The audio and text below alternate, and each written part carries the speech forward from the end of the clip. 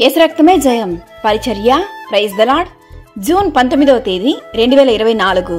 ఈరోజు దేవుని వాక్యము, నీ యవ్వనమును బట్టి ఎవడునూ నిన్ను తృణీకరింపనీయకము గాని మాటలోను ప్రవర్తనలోను ప్రేమలోను విశ్వాసములోను పవిత్రతలోను విశ్వాసులకు మాదిరిగా ఉండుము. 1 తిమోతి 4వ అధ్యాయం 12వ వాక్యము. పాపులను రక్షించుటకు క్రీస్తు యేసు లోకమునకు వచ్చినను వాక్యము నమ్మదగినదియు పూర్ణాంగీకారమునకు యోగ్యమైనదియు నయ్యున్నది. కావున నీ యవ్వన కాలములో ఎటువంటి పాపం చేయకుండా నీ మాటలోను ప్రవర్తనలోను ప్రేమలోను విశ్వాసములోను పవిత్రతలోను యేసయ్యకు ప్రియమైన బిడ్డగా పరిశుద్ధంగా జీవించుము.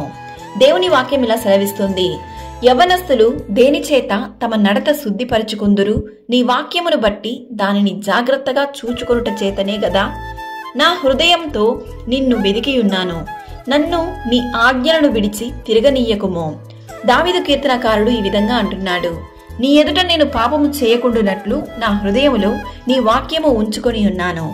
యెహోవా యందు భయభక్తులు కలిగి ఉండుట మనుషులు చెడుతనము నుండి తొలగిపోవుదురు. ఈరోజు ఈ వాక్యం వింటున్న ప్రియ దేవుని బిడ్డ, ఈరోజు మొదలుకొని నీలో ఉన్న ప్రతి విధమైన పాపపు అలవాట్లు, రహస్యకరమైనటువంటి పాపాలు, వాటన్నిటిని విడిచి నీ ఆలోచనలో కూడా పరిశుద్ధతను కనబరుచుము. నిన్నెవరు చూడలేదని రహస్య పాపములకు బానిసవ్వకుండా సర్వ సృష్టికర్త అయిన దేవుడు నిన్ను చూస్తున్నాడన్న విషయాన్ని మరవకు. ప్రతి విషయంలోనూ విశ్వాసులకు మాదిరిగా జీవించి దేవుని దీవెనలు పొందుకునుము. ఆమేన్. God bless you.